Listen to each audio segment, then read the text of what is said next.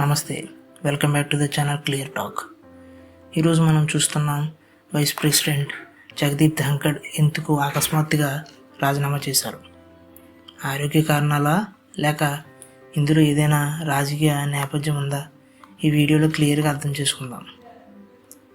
అసలు ఏమైంది? July 21, 2025 monsoon session ప్రారంభమయ్యే రోజు ధంకడ్ గారు అనూహ్యంగా తన రాజీనామా లేఖను రాష్ట్రపతికి అందజేశారు.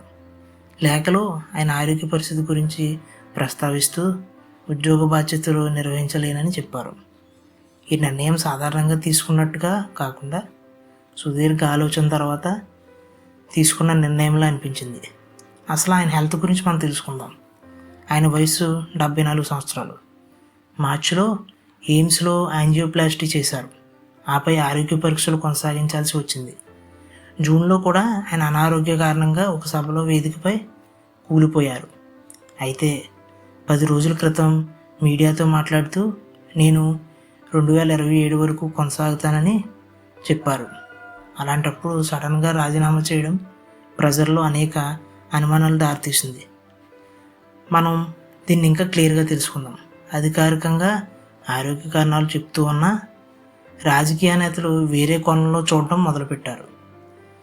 అలాగే ఒక రాజకీయవేత్త, కాంగ్రెస్ నేత జైరాం రమేష్ మాట్లాడుతూ ఇది కేవలం ఆరోగ్య కారణాల వల్ల కాదు, ఇది రాజకీయంగా ఆలోచించాల్సిన విషయం అని చెప్పారు. రాజకీయ వర్గాల్లో ఇదే సందేహం వ్యక్తమవుతుంది.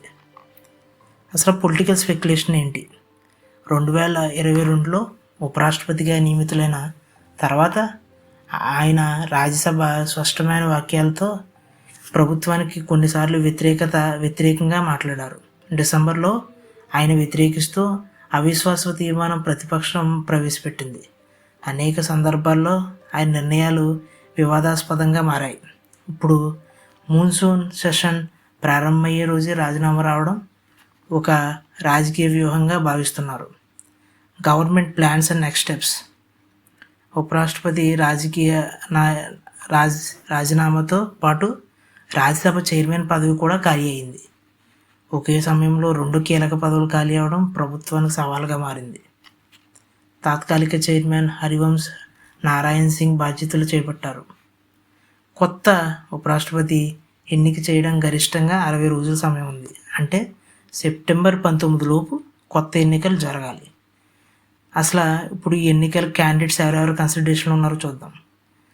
వచ్చే ఉపరాష్ట్రపతిగా ఎవరు ఉంటారు అనే అంశంపై రాజకీయాల్లో చర్చలు మొదలయ్యాయి. మునుపటి గవర్నర్లు, కేంద్ర మాజీ మంత్రులు పేర్లు చర్చలో ఉన్నాయి. హరివంశ్ సింగ్ పేరు కూడా ప్రధానంగా వినిపిస్తుంది. ఇది ఒక సాధారణ మార్పు కాకుండా పొలిటికల్ ప్లానింగ్లుగా భావిస్తున్నారు. Parliament impact. రాజ్యసభలో పలు కీలక బిల్లులు చర్చలు ముందున్నాయి. ఉపరాష్ట్రపతి లేని సమయంలో పార్లమెంట్ పనితీరుపై ప్రభావం ఉండవచ్చు. తాత్కాలిక బాధ్యతలు ఉన్నప్పటికీ శాశ్వత నాయకత్వం అవసరం అనే ఒత్తిడి పెరుగుతుంది. మీ అభిప్రాయం ఏంటి? ఇది నిజంగా ఆరోగ్య కారణాల వల్లేనా లేక రాజకీయ పరిస్థితుల మధ్య తీసుకున్న వ్యూహాత్మక నిర్ణయమా? కామెంట్స్లో మీ అభిప్రాయం చెప్పండి. మనం కలిసి చర్చిద్దాం. ఈరోజు ఈ వార్త మీ క్లారిటీ తీసుకొచ్చిందని అనుకుంటున్నా. ఇలాంటి మరిన్ని ట్రెండింగ్ విశ్వసనీయ వార్తల కోసం క్లియర్ టాక్ ఛానల్ని సబ్స్క్రైబ్ చేయండి. మళ్ళీ రేపు కలుద్దాం. Stay inform, stay clear.